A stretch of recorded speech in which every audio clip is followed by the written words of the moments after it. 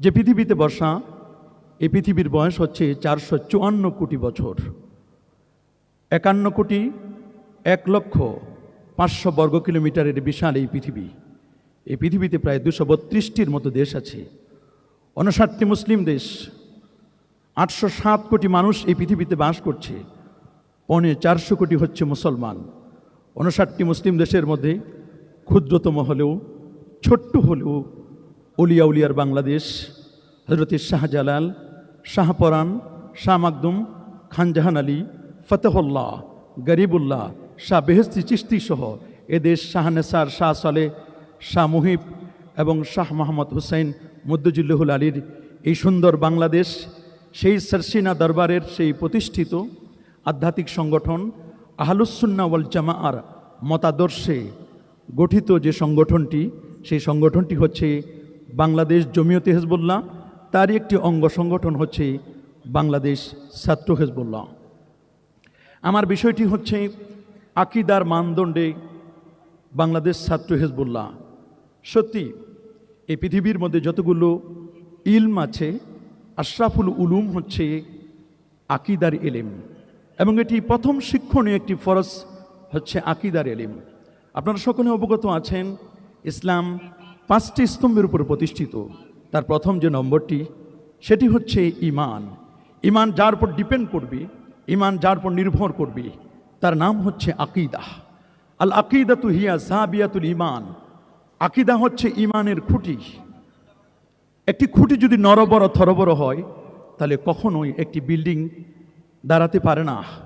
খুঁটি যদি মজবুত হয়, পিলারগুলো যদি মজবুত হয়, নিঃসন্দেহে সেই বিল্ডিংটি, সেখানে একটি হাইরাইজ বিল্ডিং করা খুবই ইজি, খুবই সহজ। এই জন্য আকীদার বিষয়টিকে কেন্দ্র করে আমরা যদি একটু খেয়াল করে দেখি, তাহলে আমরা দেখব আকীদার গুরুত্বটা কেন এত বেশি। আল্লাহ সুবহানাহু ওয়া তাআলা সূরাত মুহাম্মাদের 17 নম্বর আয়াতে, 19 নম্বর আয়াতে আল্লাহ পাক রব্বুল আলামিন বলেন, ফাআলাম, তুমি জানো, আন্নাহু লা ইলাহা ইল্লাল্লাহ, আল্লাহ ছাড়া কোনো মাবুদ নেই। ইমাম বুখারী রহমতুল্লাহ আলাইহি তিনি সহিহুল বুখারীর মুকদ্দমার পরেই তিনি একেবারে যে কিতাবুল ঈমান আকীদার আলোচনাটি করেছেন, সেই আলোচনা করতে গিয়ে তিনি একটি বাব লিখেছেন, বাবুল ইলমে ক্বাবলাল কওলি ওয়াল আমাল। ইলম অর্জন করা ক্বাবলাল কওলি ওয়াল আমাল, কথা বলবার আগে এবং আমল করবার আগে ইলম অর্জন করা এটি আবশ্যক, এটি ফরজ। ইমাম বুখারী রহমতুল্লাহ আলাইহি তিনি এই বাবটি এনে যে আয়াতটিকে কোট করেছেন, সে আয়াতটি হচ্ছে ফাআলাম আন্নাহু লা ইলাহা ইল্লাল্লাহ, তুমি জানো যে আল্লাহ ছাড়া কোনো মাবুদ নেই।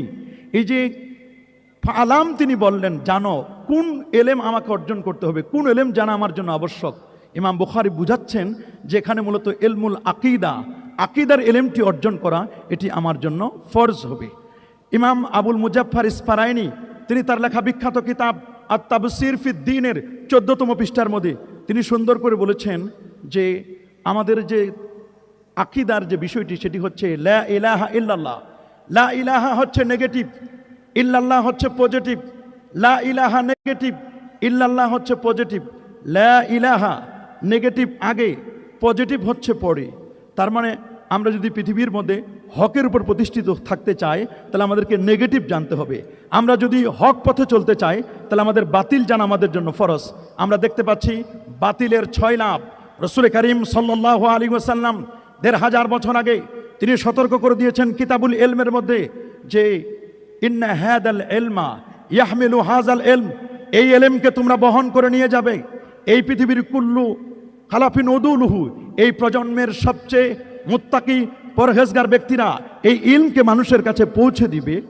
তবে তাদের দায়িত্ব হচ্ছে ইয়ানফুনা আনহু তাহরিফাল গালিন, সীমালঙ্ঘনকারীদের সীমালঙ্ঘন তোমরা বন্ধ করবে, এবং তাবিল আল জাহিলিন, যারা অজ্ঞ জাহিল তাদের যে উল্টো পাল্টা যে ব্যাখ্যা করছেন, সেই ব্যাখ্যাগুলোকে তোমরা একেবারে মূলোৎপাটন করবে। এটাই হচ্ছে তোমাদের মূল টার্গেট। এই জন্য প্যারা নবী রাসূল করিম সাল্লাল্লাহু আলাইহি ওয়াসাল্লাম তিনি আমাদেরকে বারবার আকীদার কথা বলেছেন। সাহাবায়ে কেরাম রিদওয়ানুল্লাহি তাআলা আলাইহিম আজমাইন তারা কিন্তু আকীদার ব্যাপারে তারা সোচ্চার ছিলেন। আকীদার ইলমটি বা আকীদা এত গুরুত্বপূর্ণ, আমাদের পীরে মরহুম শাহ মোহাম্মদ মহিবুল্লাহ রহমতুল্লাহ আলাই বাহারে শরিয়াত, তিনি বলেছেন, বাবা তোমার আমল যদি কমও হয়, এর অর্থ এই নয় যে আমরা আমল কম করব, আমল যদি কমও হয় তারপরে তোমার আকিদাকে মজবুত করো। আকিদা যদি মজবুত থাকে তাহলে টুডে অর টুমোরো, আজ না হয় কাল, একদিন না একদিন তুমি নাজাত পাবে, একদিন না একদিন তুমি মুক্তি পাবে। আমাদের আকিদার মজবুতির এই জন্য বেশি প্রয়োজন। আমি সর্বশেষে যে কথাটি বলবো যে আকিদার গুরুত্বটা কেন এত বেশি, আমরা বলবো যে আকিদার গুরুত্ব, আমরা যদি একটি গাছ রোপণ করি তাহলে গাছটি রোপণ করার আগে অবশ্যই সেই জায়গার মাটিটাকে আমাদের সুন্দর করতে হবে। আল্লাহ পাকের মেহেরবানি, বর্তমান হযরত পীর সাহেব হুজুর কেবলা আমাদের জন্য মাটি সুন্দর করেছেন। আমরা একটি চারা গাছ রোপণ করব। চারা গাছটি যখন রোপণ করব, নিঃসন্দেহে সেই চারা গাছটি রোপণ করার পরে যখন চারা গাছটি আস্তে আস্তে বড় হবে, চতুর্দিকে তার শত্রু তৈরি হবে। চারা গাছটি যখন বড় হবে, শত্রু তৈরি হবে। শত্রু মুক্ত করার জন্য চারা গাছের চতুর্দিকে একটি বেড়ার প্রয়োজন। আর যে বেড়াটি হচ্ছে, বেড়াটির নামই হচ্ছে মূলত আকিদা। বেড়াটি দিলেই ওই চারা গাছটি কিন্তু একেবারে মুক্তি পাবে, নাজাত পাবে। আমি মনে করি বাংলাদেশ ছাত্র হিজবুল্লাহ যখন আস্তে আস্তে করে বড় হচ্ছে, এই ছাত্র হিজবুল্লাহর শত্রুও দিন দিন বাড়ছে। এই ছাত্র হিজবুল্লাহকে সেভ করার জন্য, এটাকে নিরাপদ রাখার জন্য চতুর্দিকে একটি বেড়া দিতে হবে। আর সেই বেড়াটি দিয়েছিলেন শাহ সুফি নসরুদ্দিন আহমদ রহমতুল্লাহ, আর সেটি হচ্ছে আহলুস সুন্নাহ ওয়াল জামার আকিদা। সর্বশেষে যে কথাটি না বললেই নয়, আমরা বাজারে কলা খাই, নিঃসন্দেহে কলা খাই। কলা খাওয়ার সিস্টেম রয়েছে, নিয়ম হচ্ছে সবরি হচ্ছে পচা, সাগর কলা হচ্ছে কাঁচা। কলা খাওয়ার আগে কলার উপর একটা বাকল থাকে, সেই বাকলটি হচ্ছে মূলত কলাটাকে সেভ করে। একটি কলাকে যখন সেভ করে তার বাকলটি, তার চামড়াটি, অথচ চামড়ার তেমন কোনো প্রয়োজন পড়ে না, চামড়াটা আমরা ফেলে দিই। কিন্তু আমরা যখন কলা কিনতে যাই, নিঃসন্দেহে সেই কলার যদি কোনো কলার চামড়া উঠানো থাকে, আমরা কখনো সেই কলাটি কিনে খাই না, বরং আমরা বলি এটাকে চেঞ্জ করে দাও। আমরা কিন্তু কলার মজ্জাটি খাই। এই কলার মজ্জাটি হচ্ছে ইমান, এটি হচ্ছে সামারাতুল ইমান, ইমানের সামারা। আর উপরের যে অংশটুকু, এটি হচ্ছে মূলত আকিদা। যদি কলার চামড়া না থাকে, এই কলা যেমন আমরা কিনি না, ওই কলা যেমন আমরা খাই না। আজকের এই চিন্মত্রী সম্মেলনকে কেন্দ্র করে কেউ যদি কলাগুলো সিলে নিয়ে আসে, যে শিলা কলা শুধু কিনবেন আর খাবেন, আপনাদের তো সময়ের অভাব। নিঃসন্দেহে সুস্থ মস্তিষ্কের মানুষ যারা, আমরা কেউ শিলা কলা কেউ খাবো না। যদি একটা কলার উপরের চামড়া না থাকলে, শিলা কলা যদি কেউ না খায়, তাহলে মনে রাখবেন কলার উপরের চামড়াটা, এটা হলো আকিদা। যে সমস্ত আলেম, যে সমস্ত বক্তা নামের প্রবক্তা, যারা সমাজের মধ্যে ফিতনা সৃষ্টিকারী, যারা আমাদের উপরের চামড়াটাকে নষ্ট করে দিতে যাচ্ছে, কলাটাকে নষ্ট করে দিতে যাচ্ছে, কলাটাকে সেভ করবে হচ্ছে তার উপরের বাকলটি, চামড়াটা। চামড়া না থাকলে যেমন কলা কিনে খাওয়া যায় না, ওই কলাটা খেলে আমাদের পেট খারাপ করবে, আমাদের পেট নষ্ট করে দিবে। যাদের আকিদা ঠিক নাই, মনে রাখবেন ওই সংগঠনে আমি গেলে, আপনি গেলে আমাদের পেট নষ্ট করবে না, আমাদের ঈমানকে নষ্ট করে দিবে।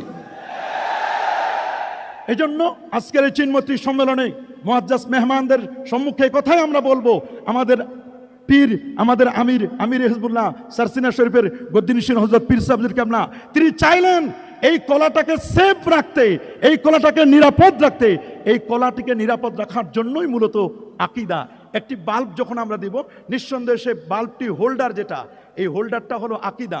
ভিতরে যে দুটো তার আছে, নেগেটিভ পজিটিভ, এটা হচ্ছে ঈমান।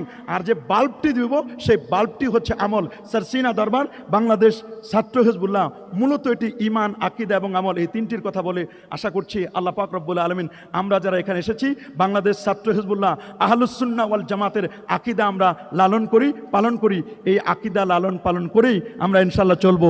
একটি বিশুদ্ধ আকিদার মানদণ্ডে যে দলটি সামনে এগিয়ে যাচ্ছে, সেই দলটি হচ্ছে আহলুস সুন্নাহ ওয়াল জামা।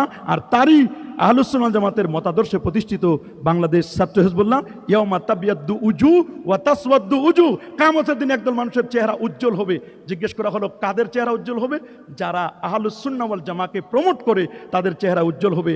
আহলুস সুন্নাহ ওয়াল জামাতের চেহারাকে যারা উজ্জ্বল করতে চায়, যারা আহলুস সুন্নাহ জামাতের দলটিকে মজবুত করে ধরতে চাই, মনে রাখবেন সেটাই হচ্ছে বাংলাদেশ ছাত্র হিজবুল্লাহ, সেটাই হচ্ছে সারসিনা দরবার। আল্লাহ তাআলা আমাদের কবুল করুন, মঞ্জুর করুন।